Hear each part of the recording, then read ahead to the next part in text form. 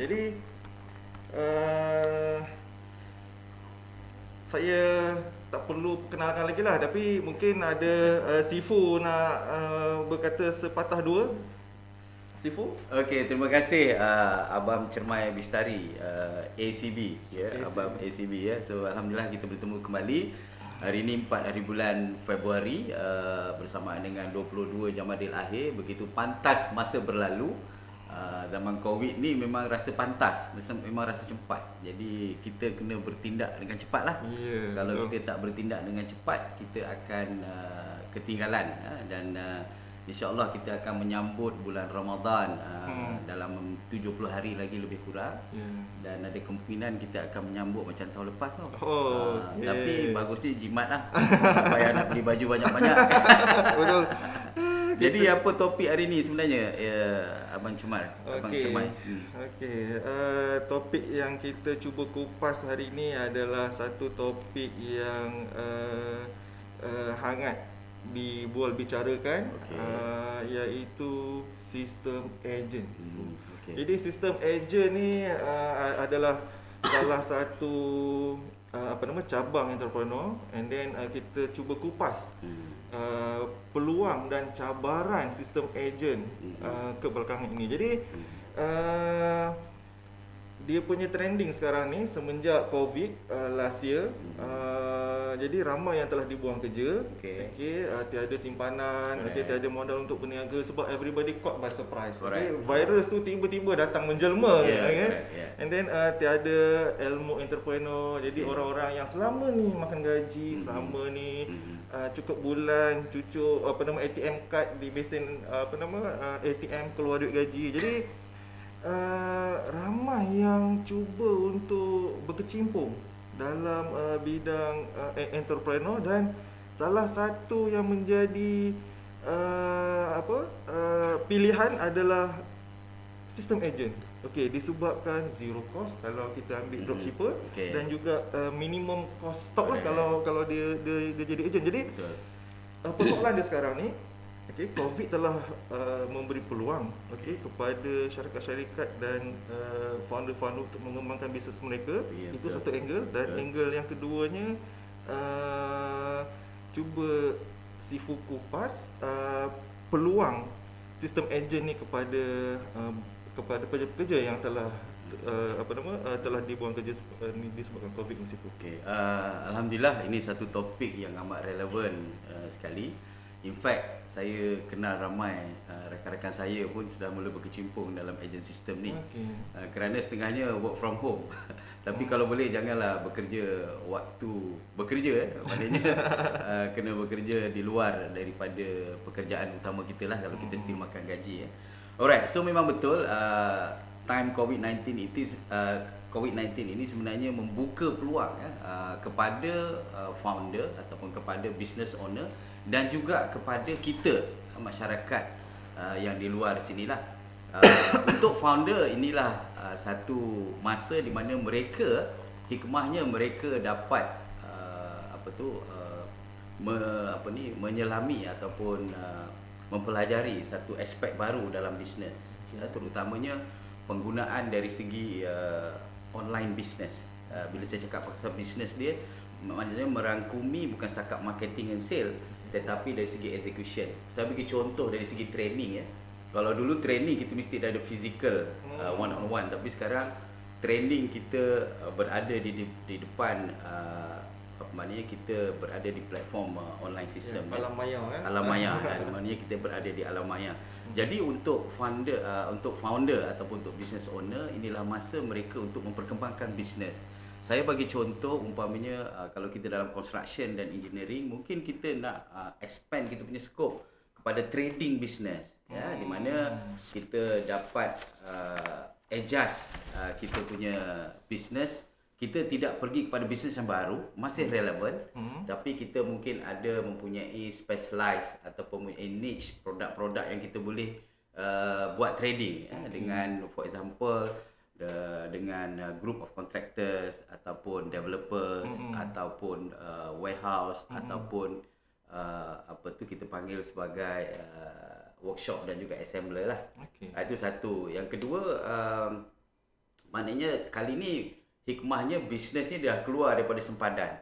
Kalau dulu mungkin kita ada cawangan di Lembah Kelang, ada cawangan mungkin di Johor Bahru dan juga di Pulau Pinang, tapi sekarang kita dah keluar daripada boundary. Maknanya limitless lah dari segi boundary. Setakat mana kemampuan sistem kita untuk menangani ataupun untuk meladani customer kita lah.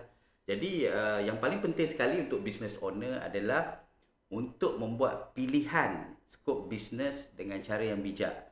Maknanya kita mesti membuat assessment. Okey, macam buat due diligence, very simple due diligence. Okey, dari segi return on investment, dari segi risiko, ya, dan dari segi sustainability, maknanya ketahanan bisnes itu. Jadi penting sebab apa? Sebab kalau kita tidak mempunyai perkara-perkara yang saya sebutkan tadi, bisnes tidak akan bertahan dengan lama. Itu yang satu. Untuk kita pula di luar sini yang mungkin bukannya founder ataupun business owner, inilah masanya untuk kita berkecimpung dalam entrepreneur. Seperti Abang Cermai tadi bagi tahu, inilah peluang untuk kita berkecimpung dalam entrepreneur system. Kerana apa? Kerana kita tidak memerlukan initial cost yang tinggi, maknanya modal yang rendah ataupun zero cost tadi kan. Kalau untuk dropshipper memang mungkin zero cost, okey. Tapi untuk agent dan mungkin untuk stokis ataupun untuk wholesaler mungkin memerlukan cost, ya. Walaupun cost itu minimal tapi still akan memerlukan cost. Kemudian di sinilah kemungkinannya ramai orang yang mungkin kehilangan pekerjaan ataupun yang masih makan gaji ataupun newly graduate yang suka mendapat pekerjaan boleh berkecimpung dalam agent system ini. Dan sebab tu agent system ini dia shoot kepada mungkin 2 kali ya pada tahun 2020 hingga 2021. Kerana apa? Kerana agent system ni adalah cabang network marketing. Dia menggunakan kekuatan network. Jadi untuk founder, kalau mereka pandai menggunakan kekuatan network, maka bisnesnya akan mudah berkembang. Okey. Jadi untuk kita yang belum pernah berkecimpung, inilah peluangnya. Kerana macam saya kata tadi, kita tidak memerlukan modal yang tinggi, kita masih boleh bekerja sebagai second business. Okey, maknanya kita boleh makan gaji dan still boleh bekerja sebagai agent. And then kita boleh dapat income mengikut target kita, mungkin daripada 1,000 sebulan, 3,000 sebulan, sampailah 30,000 dan mungkin mencapai tahap ratusan ribu. Okey, dan kita mempunyai masa yang kita boleh manage sendiri.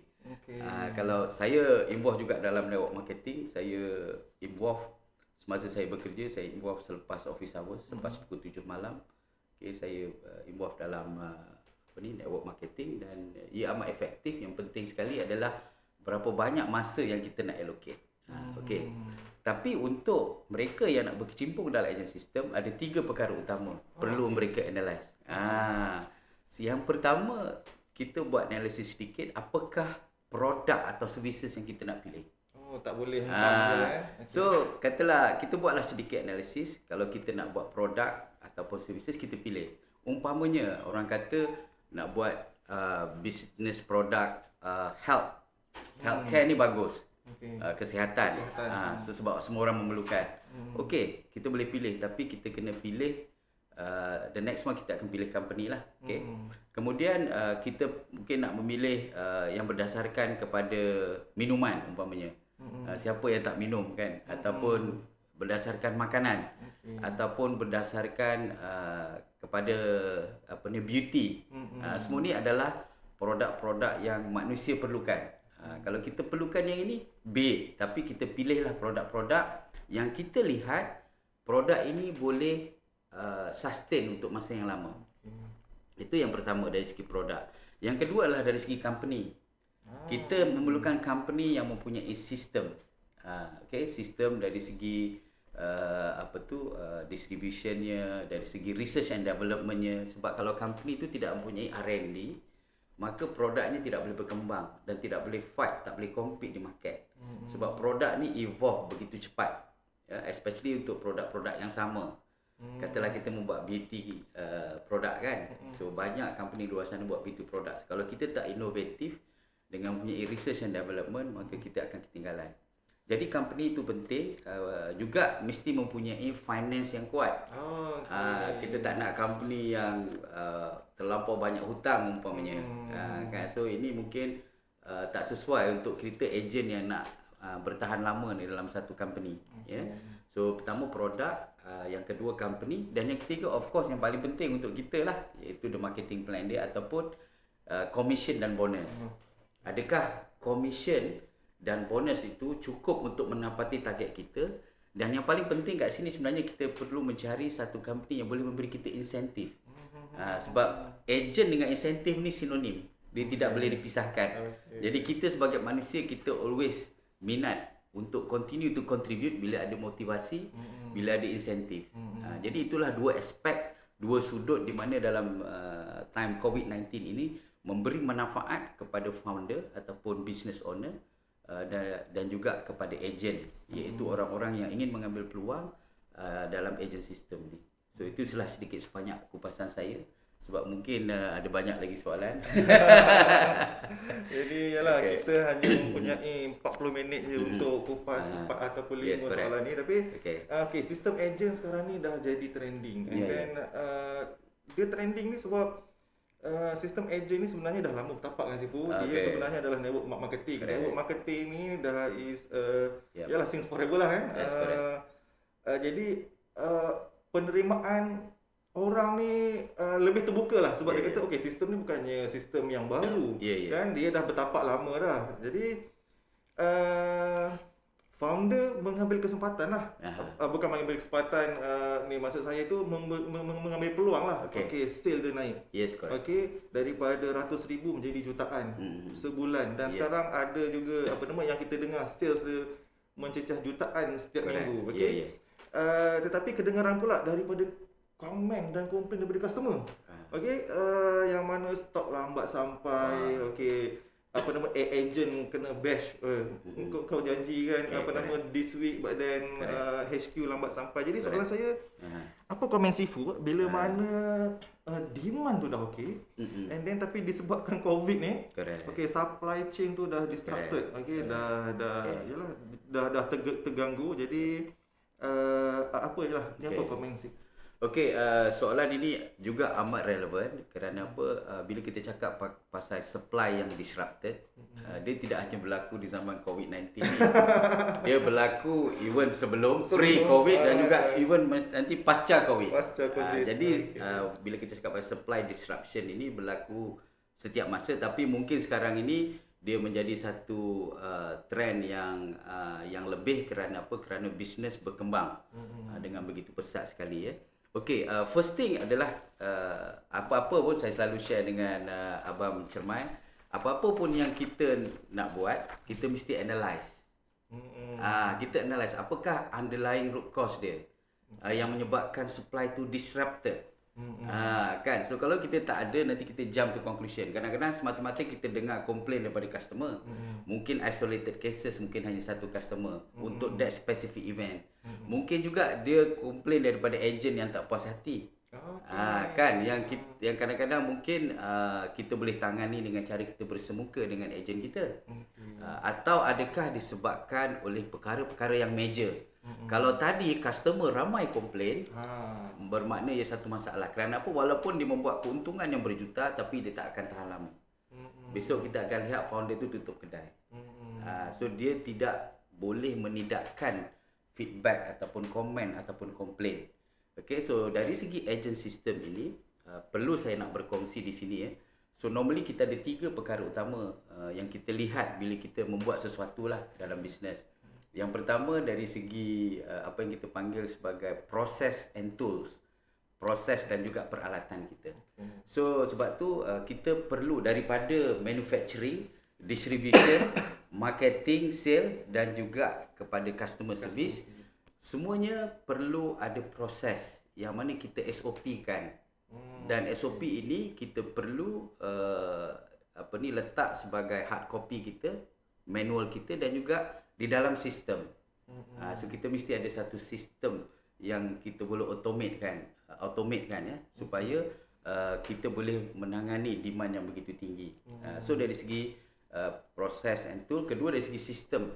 Sistem macam saya cakap tadi, kita mesti ada satu platform yang boleh automate. Dan sekarang kita tidak boleh lari daripada digital.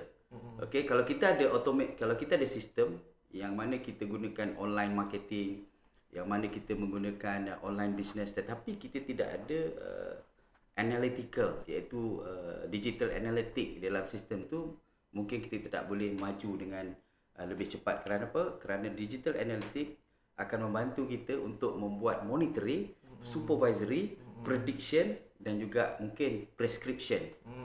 Sampai boleh memberi, kalau doktor tu dia boleh memberitahu kita apakah ubat-ubat yang bagus untuk kita makan dengan keadaan sakit kita yang akan datang. Macam tu. Jadi di sini proses tu tadi dah ada, sistem dah ada. Yang ketiga adalah resources, di mana funder perlu competent dari segi manufacturing dan distribution, dan juga membuat overall program and planning. Dan untuk agent system pun mesti mantap.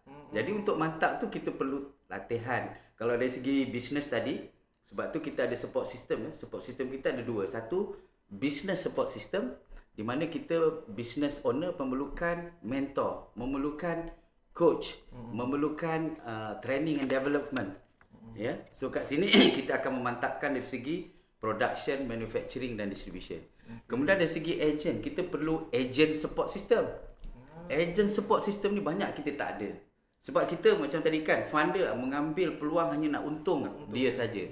Jadi konsep ni salah. Dari segi mindset pun dah salah. Sebab dari segi mindset, kita nak win-win situation. Jadi dalam kepala funder mesti ada konsep win-win situation. Dalam konsep agent pun mesti ada win-win situation. Maknanya agent atau dropshipper ataupun stockist ataupun distributor, wholesaler, mesti ada that win-win. Jangan hanya tanya apa yang saya dapat. Tapi kita kena fikir juga apa yang saya harus berikan kepada the other side. Kalau funder dia kena fikir agent, kalau agent dia kena fikir funder. Jadi kalau kita translatekan tiga perkara itu, ada tiga aspek juga yang kita perlu lihat ya.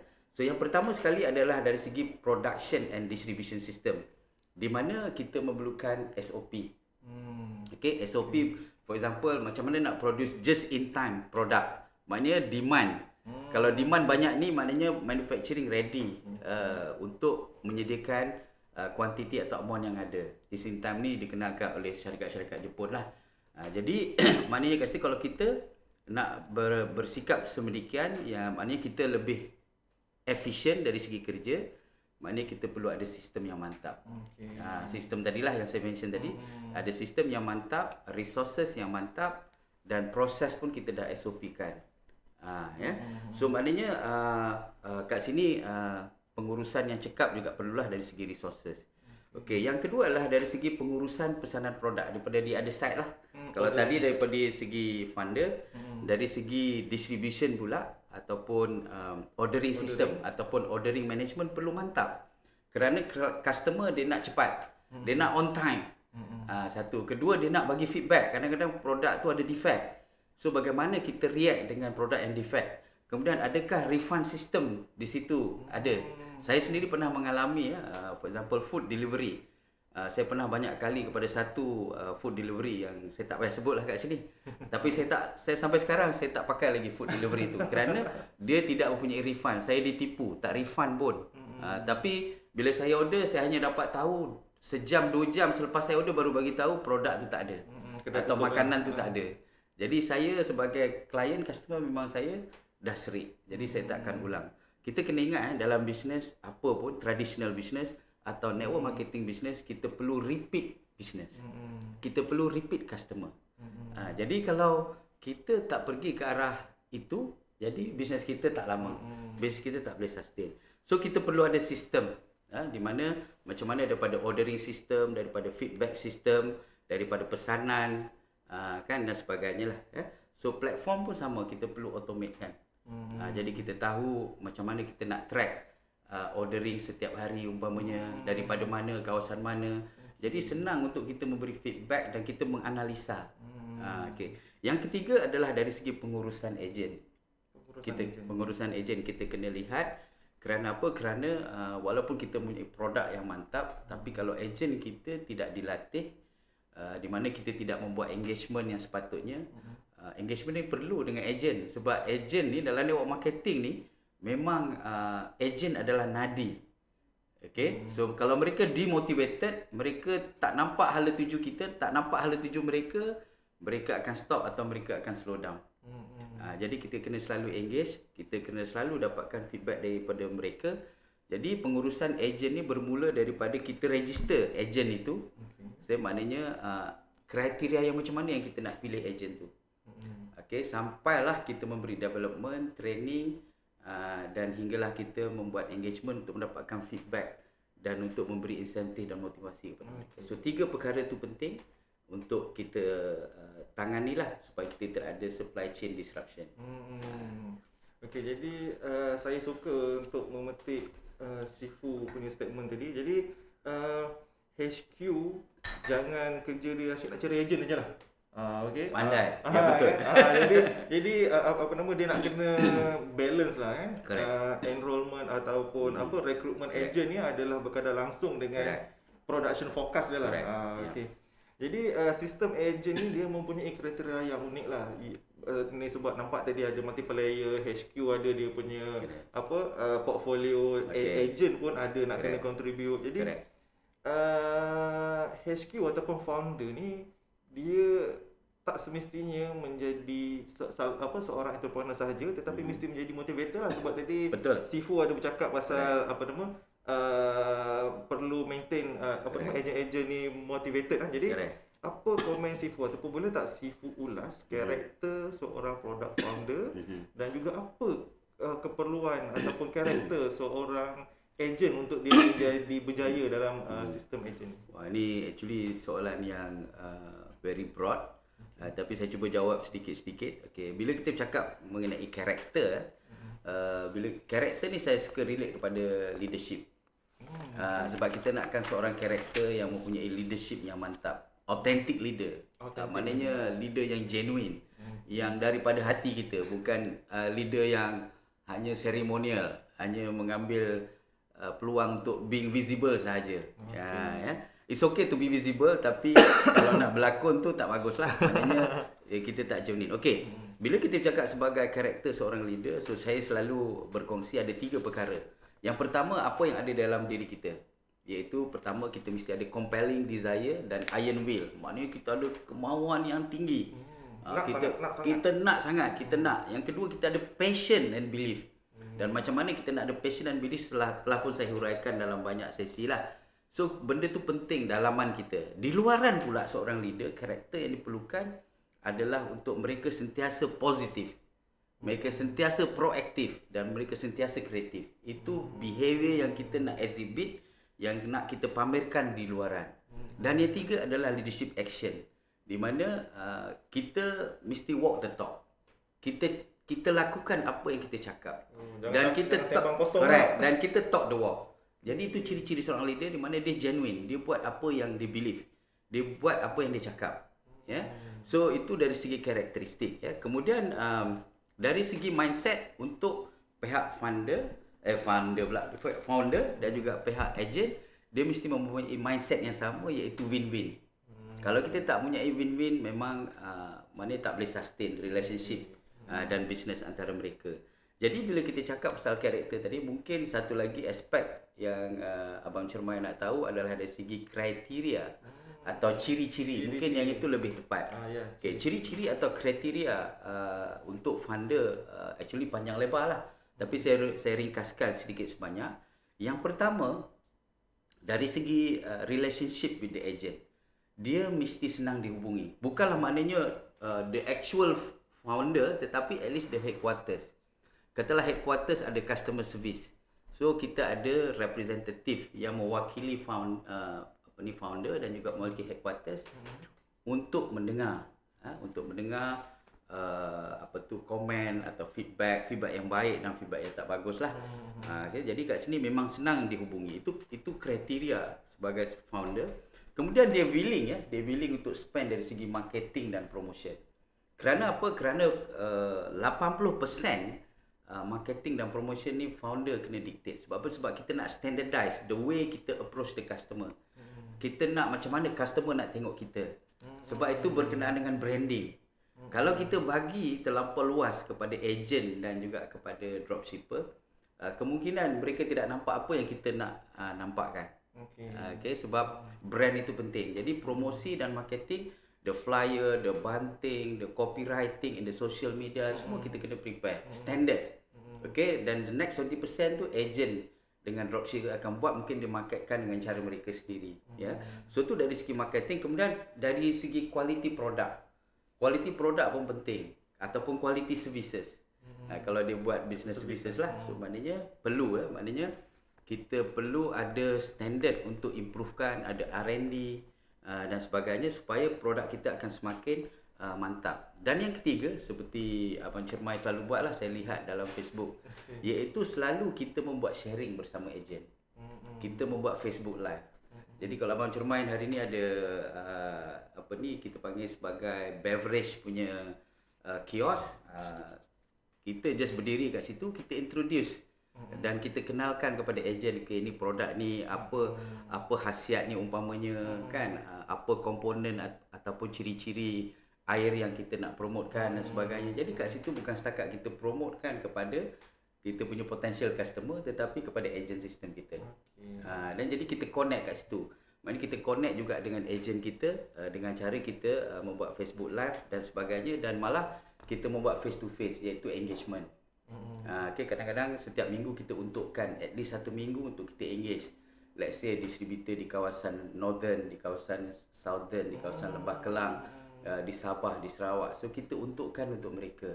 Dengan cara ini mereka akan rasa bahawa mereka mempunyai satu support system yang mantap, mereka mempunyai mentor, mereka mempunyai solusi untuk setiap masalah.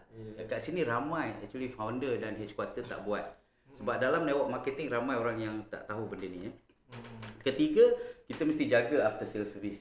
Keempat lah, mesti jaga sales service. Sebab kalau kita tak jaga after sales service, macam saya cakap tadi, kita tak akan dapat repeat business. So sekali penting sekali. So maknanya kita jual habis. And then kita tanya balik, nak order lagi ke? Mungkin selalunya kalau kita tak tangani after sales service, mereka akan lari. Kemudian yang seterusnya adalah kita kena bagi reason kenapa mereka harus bersama kita. Kenapa mereka harus bersama kita. Jadi kita mesti ada session. Kalau Abang Cermai masih ingat, hari tu saya menjadi konsultan kepada sahabat kita. So saya ada sarankan kita buat engagement, kita buat OAD masa tu sebelum COVID-19. So kat situlah kita akan engage dengan mereka. Kita berkongsi hala tuju company, target company, dan apa yang kita mahu daripada ejen, supaya ejen juga grow bersama-sama. Jadi mereka akan rasa mereka diperlukan dan ada harapan atau masa depan kalau bersama dengan company. Mungkin company yang besar dia boleh bila dah buat IPO umpamanya public offering, umpamanya saham lah. So mungkin kita boleh memberikan saham kepada mereka. Dengan cara ini mereka akan attach dengan company. Okay, the next one is kita fokus kepada quality daripada hanya quantity. Saya bagi contoh, banyak founder sekarang mengambil peluang untuk untung cepat. So jadi fokus kepada quantity of agent tanpa membuat screening yang betul. Jadi akhirnya dia tak lama. Sebab kita perlu tahu agent ni ada macam-macam. Jadi kita perlu fokus kepada quality, di mana semasa kita memilih agent tu kita ada kriteria dia. Jadi kita akan remove atau akan screen mana-mana yang tidak bersetuju untuk memenuhi term and condition kita. Itu satu. Jadi kita tidak dilambatkan dengan berbagai-bagai agent. Kan? So yang kedua dari segi produk lah. Maknanya produk kita fokus kepada quality. Kerana quality akan memberikan brand. Bila kita dah improve dari segi quality, barulah kita fokus kepada quantity tadi. So maknanya kita grow naturally instead of kita nak cepat. Tapi kita grow naturally. And then willing to spend on system and process. Tadi saya dah komen, kita perlu ada proses, kita bersistem, dan kemudian dari segi product knowledge, so engagement, training, development perlu untuk mereka tahulah. Dan hala tuju tadi saya dah terangkan. So perkara-perkara ni penting untuk founder. Sebagai founder, mempunyai kriteria seperti ini supaya nanti dia satu business owner yang mantap, lengkap dan dikehendaki atau diidami oleh ramai ejen. Jadi dalam market pun there will be a talk, okay, company ni bagus dari segi sistem, procedure, marketing, training, development, ada progression system dan sebagainya. Jadi untuk dropshipper dan ejen pula, mereka kena bersikap mereka nak grow dengan company. Maknanya, okay, saya bagi contoh saya nak explain sikit agent system ni Abang Cermai. Dia actually yang saya lihat ada 3 kategori. Kategori yang pertama adalah single layer structure. Single layer structure ni maknanya daripada kilang kepada agent. Okay, agent kepada customer lah, of course. So hanya satu layer saya. Jadi saya sendiri berada dalam business ni, single layer punya sistem network marketing ni. Itu maknanya apa yang kita perlu lihat, bagaimana seorang dropshipper atau agent tu boleh grow dengan company. Saya bagi contoh kemungkinannya mereka boleh actually mencari jalan tengah supaya memberi motivasi kepada agent dan dropshipper jika mereka mencapai satu tahap jualan yang ditetapkan. Sales target. Sales target. Jadi mereka diberi diskaun ataupun diberi price yang special umpamanya. Itu satu motivasi untuk mereka. Dan saya lihat company yang saya berada sekarang pun sama, hari ini membuat satu promosi, memberi bonus hingga $1,000 sehingga $2,200 jika grup kita naik kepada certain level atau certain ranking. Jadi motivasi-motivasi itu akan sentiasa memberi kita energi, nafas ya. So untuk katalah satu lagi dipanggil sebagai double layer system. Double layer system ni dia cuma ada dropshipper. So kita ada headquarters, kita ada agent, kita ada dropshipper. Kerana kita ada customer lah. So ada 2 kat situ. So sama je lah. So kalau kita sebagai dropshipper, kita mesti nak lagi untung banyak. So katalah kita progress bagus, okay, kita dapat menjadi agent. Dan agent tadi akan dapat juga insentif daripada pihak headquarters. Dan sistem yang ketiga adalah complex system, di mana kita mempunyai headquarters, kita mempunyai wholesaler atau distributor, dan kita mempunyai stockist, dan kita mempunyai agent, dan kita mempunyai dropshipper. Kat sini motivasi dia adalah kita nak progress mungkin daripada dropshipper jadi agent, daripada agent jadi stockist, daripada stockist jadi wholesaler atau distributor. Jadi kat situ jika kita ada mempunyai satu satu mindset untuk grow with the company, insya-Allah company pun meet dia punya target, kita sebagai agent pun kita meet kita punya target. Jadi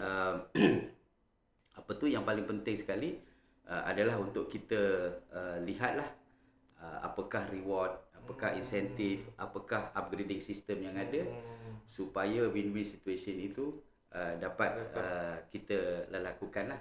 Jadi sebelum kita berada dalam situasi itu, yang pertama sekali kita mesti memilih bisnes dan company yang tepat seperti yang saya sarankan tadi. Jadi itulah kriteria ataupun ciri-ciri untuk founder dan juga untuk agent ataupun untuk dropshipper. Okey, jadi saya suka memetik Sifu punya statement tadi, nak kena ada win-win situation. Nak kena ada mutual understanding. Nak kena ada target yang dua-dua pihak ni mutual lah. Jadi saya nak kutip juga statistik daripada salah satu sistem agent yang sekarang ni tengah trending lah. Jadi daripada Januari tahun 2020, kuantiti ataupun bilangan ejen telah melonjak 300%. Maksud itu 3 kali ganda. Bilangan ejen dia meningkat 3 kali ganda. Jadi pada Jun 2020 pula, company yang sama dia telah buat analisis 60 hingga 70% adalah new agent daripada Lembah Kelang. Okey, jadi persoalannya sekarang, bila mana ejen ni terlampau ramai dalam satu ruang lingkup community, keseimbangan antara sales target HQ dan ejen-ejen tadi dia tak balance lah. Okey, sales HQ akan boost, tapi ejen-ejen ni tak dapat nak achieve dia punya sales target sebab terlampau ramai dalam satu komuniti tu menjual produk yang sama. Jadi boleh Sifu ulas ketidakseimbangan ketidakseimbangan target antara ejen dan juga seperti yang saya nyatakan pada mula tadi, memang sekarang ni jam begitu tinggi sekali secara general saya rasa double lah. Dari segi overall network marketing ataupun agent system ni memang double. Bila kita bercakap mengenai isu mungkin founder untuk melipat kali ganda dan agent pula suffering kan. Again macam saya kata tadi lah, kita perlu membuat analisis lah kat mana sebenarnya masalah ini berlaku, masalah ini berlaku di mana. Tapi saya nak berkongsi sedikit lah, sebenarnya agent ni ada macam-macam jenis. Okay, so kalau kita lihat lah, agent ada agent yang hanya actually nak nak test ataupun nak try ataupun ikut-ikut. Jadi ada juga agent yang macam ni. Dia bukan setakat dia newbie, tetapi dia nak mencuba, dia nak test ataupun test market lah senang cerita.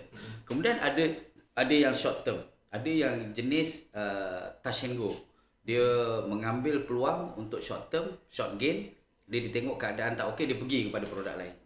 So ada yang jenis macam ni. So mereka ni dia selalunya bukan orang-orang yang kreatif, tapi seorang yang opportunis lah. Maknanya dia akan just ambil quick gain. Dan yang ketiga adalah mereka yang betul-betul long term, yang mereka berada dalam company itu untuk long term. Maknanya untuk grow with the company. Jadi kalau boleh lah salah satu cara untuk kita elakkan benda ni berlaku sebagai founder adalah untuk membuat pemilihan ejen dengan cara yang sistematik. Semasa kita register maknanya kita ada, macam saya kata tadi, kita memerlukan satu agreement, term and condition yang perlu dipenuhi oleh mereka. Sebab kalau tidak nanti kita problem. Saya pernah consult satu company yang ada agent system yang mana mereka tidak mempunyai term condition yang mantap. Akhirnya banyak memberi consignment. So bila memberi consignment, company suffer sebab at the end agent tidak membayar. Majority of the agent tidak membayar whatever stock yang mereka ambil. Jadi ni tak sepatutnya berlaku. Biar kita sabar, fokus kepada quality daripada quantity. Okay. Dan untuk founder, mereka perlu sedar, okay, jika image reputasi dirosakkan oleh agent, dia walaupun company kita mungkin sekarang ni maju, tapi suatu ketika dia akan impact ataupun efek dari segi brand dan juga reputasi, di mana bisnes kita akan menurun. Jadi sebab tu saya kata tadi, kita perlu jaga quality. Jadi income, mungkin question daripada agent adalah kenapa company untung banyak tapi saya tak dapat income yang sepertinya. Jadi kat situlah kita perlu lihat dan bantu agent tu. Kalau agent tu memang agent yang betul-betul nak bisnes dengan kita, sebab tu kita kena ada engagement, kita ada agent support system supaya kita trace kat mana actually gap ataupun kelemahan agent tu. Mungkin dia tidak membuat marketing seperti yang diharapkan ataupun yang kita harapkan, ataupun mungkin dia punya gap dari segi skill untuk memasarkan produk knowledge dan sebagainya. Sebab tu 3 aspek tadi penting maknanya dari segi product knowledge, dari segi marketing dan juga promosi, dan juga dari segi support system. So benda-benda ni penting untuk agent. Kalau tidak maknanya tak balance dan tak lama. Okay, so pemilihan agent itu penting dan agent management kita mesti ada. Banyak company tak mampu kerana dia kata akhirnya founder mengeluh kata agent ni manja lah dan sebagainya. Tapi itulah karena untuk kita membuat agent system. Kerana yang masuk dalam bisnes kita adalah terdiri daripada pelbagai orang, pelbagai background dan pelbagai interest. So kat situlah sebenarnya kita perlu banyak engagement. Dari segi training, dari segi coaching, support system dan macam-macam lagi. Supaya insyaAllah mereka dapat contribute kepada kita. Ingat dalam company kita ada 2 perkara utama yang kita nak capai, iaitu dari segi efisiensi, maknanya dari segi kecekapan kita bekerja dan sistem akan membantu kita, dan juga pengalaman yang kita dapat akan membantu kita. Yang kedua adalah segi effectiveness, hasil. Okay, so dua benda ni kita kena jaga, the efficiency and juga the effectiveness. Effectiveness maknanya hasil kita dapat. Ada setengah orang dia mantap buat aktiviti kerja tapi dia tak check hasil. Adakah yang dia buat itu semata-mata dia follow procedure, dia follow instruction, tapi dia tak check hasil. Dan founder pun tidak mengajar mereka untuk check hasil. Saya bagi contoh, katalah kalau kita membuat marketing, kita kena check the success rate. Katalah kalau kita buat Facebook Live, kita buat Facebook ad umpamanya, kalau kita bayar katalah Facebook ad RM10 sehari berbanding dengan RM50. So benda tu kita perlu ada analisis supaya kita akan sentiasa maju untuk kita bergerak ke depan arah mana yang kita nak tujulah. So ada lagi tak soalan yang saya tak jawab daripada soalan tadi? Saya rasa dia dah merangkumi semua tu. Jadi kita nak kena ada satu analisis conversion rate on our investment. Jadi investment kita ni bukan daripada segi dollar value lah. Kita punya effort, kita buat live, kita buat marketing. Jadi kita nak kena buat analisis tu lah. Bukan sahaja ejen, HQ nak kena pantau juga prestasi ejen. Dan juga kita kena tahu macam mana nak screen dan juga macam mana nak evaluate the performance of the agent. So maknanya bukan setakat mula-mula tapi semasa benda tu berlaku kita ada sistem untuk evaluate. So kita ada penanda aras, ada result. Jadi kita kalau ada gap kita cepat bagi tahu. Jadi dalam sistem akan bagi tahu orang ni tak menepati target. Jadi kita pick up cepat. Dan kat situ kita cepat mengambil tindakan. Jadi soalan yang seterusnya ni memang very spesifik dengan Sifu punya specialist lah. Jadi soalan ni kalau Sifu ulas daripada akar sampai ke pucuk boleh 3 hari 3 malam. Tapi mungkin sebab kita pun dah kesetukan masa, mungkin dalam 5 minit lah ya. Ada banyak karakter ejen ni sebab ejen-ejen yang baru ni terdiri daripada pelbagai lapisan. Yang dulu engineer, yang dulunya cikgu, yang dulunya ni. Jadi apa benar sistem ejen ni tidak memerlukan entrepreneurship mentality. Itu yang pertama. Dan yang keduanya pula, semua orang nampak sistem ejen ni telah menawarkan satu jalan keluar, satu pintu masuk yang baru kepada new unemployment disebabkan COVID ni. Jadi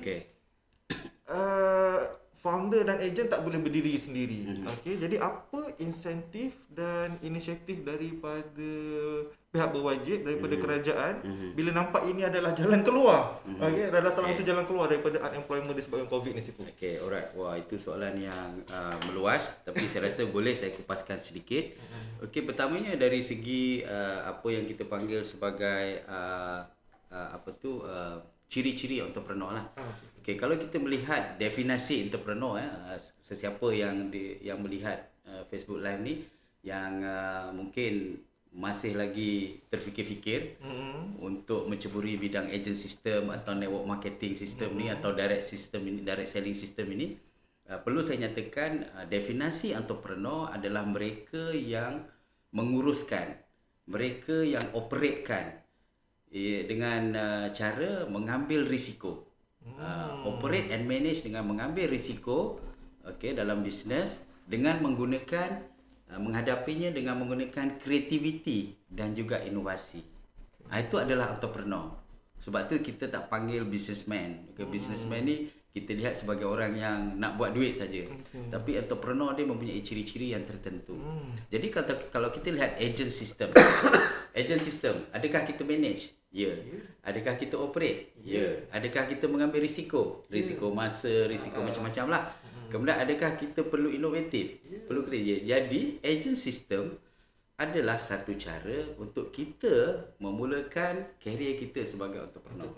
So dia amat tepat sekali. Walaupun mungkin kalau dari segi the whole spectrum of entrepreneurship, kita mungkin tidak terlibat dalam manufacturing dan initial distribution system, tapi kita terlibat dari segi marketing, dari segi promosi, dari segi sale, dari segi execution, customer service dan sebagainya. Kat situlah kita learn the system di mana kita menghadapi customer, kita mula mengenali rupanya ada rejection, facing rejection dan sebagainya. kita mengenali apa itu rugi, kita mengenali apa itu untung, bagaimana kita nak manage the costing dan sebagainya. Jadi kita masih perlu agent system masih memberikan kita satu platform yang baik untuk kita start dalam entrepreneur. Jadi siapa yang belum cuba boleh cuba. Sebab inilah masanya untuk kita test kita punya capability. Semasa saya mula menceburi bidang network marketing, saya tidak ada pengalaman langsung. Okey, tetapi alhamdulillah saya menggunakan apa yang saya ada, iaitu dari segi leadership skill, maka alhamdulillah dia membantu saya. Dan kat situlah saya mengenali apa itu network marketing. Apakah key success factor dalam network marketing, dan juga apakah yang menyebabkan kita mudah gagal dan tak boleh sustain bisnes kita. So itu satu. Yang kedua, dari segi inisiatif yang sepatutnya kerajaan lakukanlah. Dan juga kerana saya lihat network marketing ni, kalau di Malaysia, tahu tak, Malaysia ni dalam dunia ranking nombor berapa agak-agak dari segi direct selling and network marketing. Siapa boleh jawab, saya bagi RM10. Malaysia nombor 10 dalam dunia. Dan di Asia, Malaysia adalah nombor 4. Okay, Malaysia di belakang China, di belakang Japan dan Korea. Japan dan Korea saya tak ingat 2 atau 3, tapi lepas tu Malaysia. So maknanya Malaysia dengan network marketing ini synonym. Dan diberitakan, dilaporkan lebih kurang 4 juta orang terlibat dalam network marketing di Malaysia. Tapi saya rasa number ini lebih.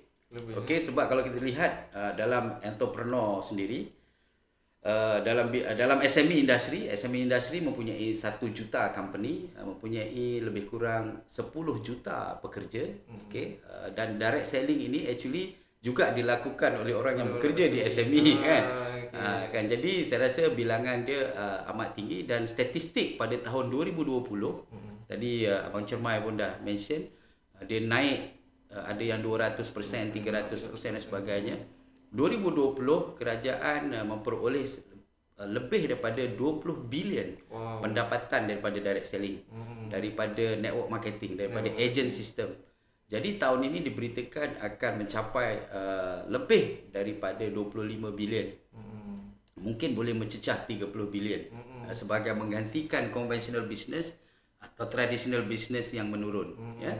Jadi di sinilah kerajaan bukan hanya sepatutnya memberi insentif dengan hanya membantu untuk membayar gaji atau subsidize operasi sahaja, tetapi perlu melihat bagaimana nak memberi catalyst kepada industri network marketing. Saya beri contoh, mungkin di masa ini kita memberi insentif kepada company-company yang dapat melahirkan ramai ejen.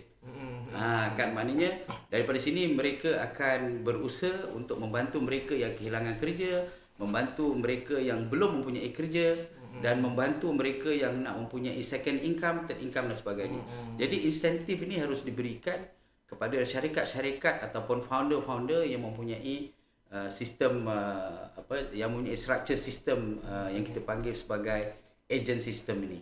So kita perlu memberi insentif, dan malah mungkin kita highlightkan apakah kejayaan-kejayaan yang telah dicapai oleh company-company dalam dalam agent system ini. So saya rasa penekanan juga perlu dibeli, bukan hanya setakat traditional business, iaitu daripada SME industry, general industry, energy industry, tetapi juga kepada network marketing industry. Jadi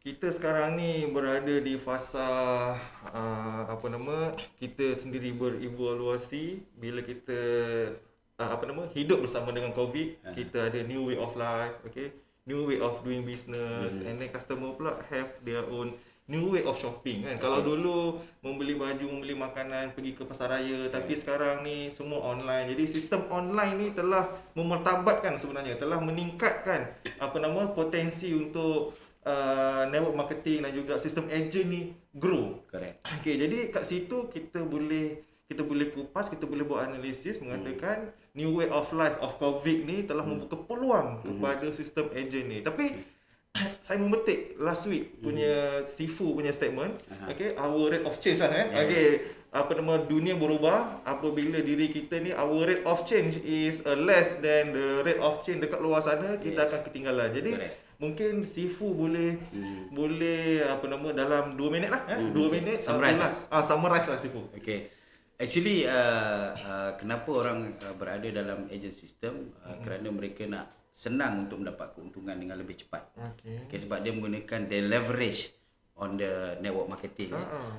Kemudian cepat nak restock the product dan mudah kembangkan bisnes. Tapi kelemahan agent system ni patut kita address. Kalau kita nak maju, patut kita address. Saya bagi contoh macam tadi kan, berbagai-bagai agent system yang ada. Ada banyak newbie dalam agent system ini. Dan agent tidak aktif. Kan, kemudian agent susah nak jual produk umpamanya. So itu kelemahan-kelemahan yang patut kita atasi. Termasuklah mungkin ada senario di mana kes buang harga. So kat situ tak sebab apa? Sebab mungkin kelemahan sistem founder dan headquarters. Jadi as a summary, key success factor di dalam agent system ini, yang pertama adalah dari segi penetapan harga. Okay, so insyaAllah macam kami sebagai konsultan, kami membantu Top Gun Consultancy membantu dari segi pricing strategi. So kami telah pun membuat beberapa konsultansi kepada syarikat yang membuat agent system ni. So daripada pricing strategi, kita akan mapkan bagaimana kita menetapkan harga selepas umpamanya kalau kita produk makanan, apakah harga-harga raw material, selepas kita panggil central kitchen process, apakah harga yang ada ataupun operating expenditure kita. Kemudian berapakah harga untuk kita kalau kita ada agent system, berapakah harga untuk wholesaler, berapakah harga untuk stockist, harga untuk agent dan juga untuk dropshipper. Jadi kat situ bila kita ada pricing strategi, penetapan harga, dan kita membuat satu prosedur yang mantap, ada SOP untuk distributor dan juga untuk agent system, mana insya-Allah bisnes kita akan mantap lah. Yang kedua, daripada struktur sistem agent, kita kena pilih yang sesuai. Pilih yang sesuai. Kalau dulu kan kita sesuai dengan sistem yang kompleks, iaitu kita ada wholesaler, ada stockist, kita ada agent, kita ada dropshipper. Tetapi sekarang mungkin masanya untuk kita bertukar kepada double ataupun single layer punya structure, di mana kita tak perlukan stockist, mungkin kita tak perlukan wholesaler, tetapi kita perlu kaji jenis bisnes yang kita ada lah. Alright, so itu yang kedua. Yang ketiga adalah dari segi pemberian insentif. Mesti ada insentif. Jadi orang akan excited. Setiap bulan kita ada offer kepada agent, dan juga untuk long term pun kita ada insentif. Kita motivate mereka, kita touch the heart. Actually network marketing is about touching the heart. Kalau mereka rasa hati mereka disentuh oleh headquarters, insya-Allah bisnes kita akan maju. And then pengurusan pesanan produk tadi saya dah cakap panjang lebar. And then pengurusan agent saya pun dah cakap saya panjang lebar. Kemudian hikmat sokongan pun saya dah cakap panjang lebar. Kemudian kita mesti jaga after sales service. So itu adalah summary untuk kita maintain sebagai agent, dan kita sebagai agent sebenarnya kita boleh leap untuk menjadi entrepreneur yang berjaya. So itulah sedikit sebanyak kupasan yang saya dapat kongsikan hari ini dalam satu topik yang begitu menarik, yang sangat relevan pada masa kini lah. Jadi terima kasih Sifu. Kita dah bersiaran hampir 1 jam. Saya rasa ini adalah satu kupasan yang begitu relevan kepada rakyat jelata, kepada rakan-rakan di luar sana, sebab rakan-rakan SME saya sendiri dari bidang F&B telah mula juga mencuburi considering sistem agent ni. Jadi ada yang jadi founder, ada yang juga cuba jadi agent. Jadi sistem agent ni bukan sahaja telah diambil kira oleh orang-orang yang kehilangan pekerjaan ni, tapi sebenarnya apabila SME ni bisnes teruk, jadi sistem agent ni telah diguna pakai. Jadi saya ada soalan, kita ada soalan daripada Abdul Siti. Jadi soalan dia berbunyi, apa beza sistem ejen dahulu. Dahulu ni nak kena ada spesifik kan. Jadi dia ada letak dalam kurungan kat situ. Sebelum era digital. Okey. Dengan sistem ejen sekarang selepas era digital. Boleh tak belikan contoh company yang berjaya dengan sistem ejen semasa sebelum era digital? Jadi dia nak dia nak perbandingan lah sistem ejen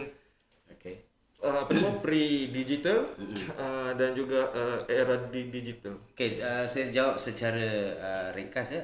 Kalau zaman dulu iaitu kita panggil sebagai tradisional traditionally sistem ejen dulu mempunyai satu sistem yang kompleks.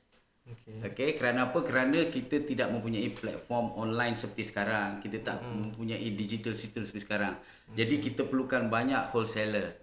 Kita memerlukan ramai stokis di region-region. Kita memerlukan ejen dan juga dropshipper. Jadi kita memerlukan banyak manual inisiatif kat situ dalam mencari stokis, dalam mencari ejen.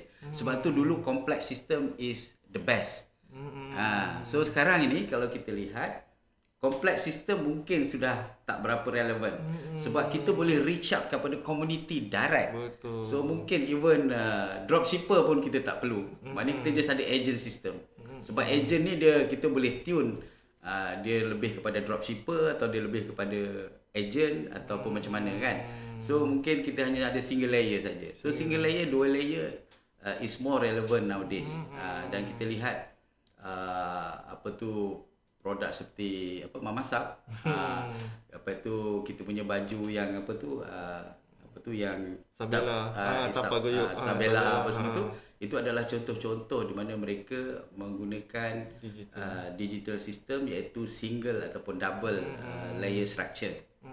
Okay, so sistem yang dulu-dulu banyaklah, tetapi kita perlu melihat kesesuaian kita dalam masa sekarang. Okey, jadi sebelum ataupun pre-digital kita ada banyak layer sebab distribution channel tu kita nak kena ada physical. Jadi bila dah ada digital ni, agent tu sendiri boleh place order direct pada HQ, tak perlu ada stokis yang within the range. Jadi, dan harga pun lebih kompetitif. Ya, harga lebih kompetitif apabila kita eliminate out certain level of distribution channel tadi lah. Jadi saya rasa kita telah menjawab soalan daripada viewers kita. Jadi sekarang pun dah lebih pukul 11. Jadi terima kasih Master Sifu Saiful Mualim atas kesudian beliau mengulas topik yang hangat diperbualkan sekarang ni, sistem ejen, peluang dan cabaran. Jadi kita tak mengulas, Sifu tak mengulas peluang je kan, semua benda yang elok je, semua benda yang best-best je, tapi Sifu telah ulas cabaran-cabaran yang dihadapi oleh HQ dan juga ejen itu sendiri. Jadi terima kasih Sifu bersiaran kita 1 jam hari ni. Jadi pendengar-pendengar semua, jangan lupa kita akan bersiaran lagi minggu hadapan pada tempat yang sama, masa yang sama, hari yang sama, pukul 10 pagi. Sehingga berjumpa lagi. Assalamualaikum. Assalamualaikum warahmatullahi wabarakatuh. Lebih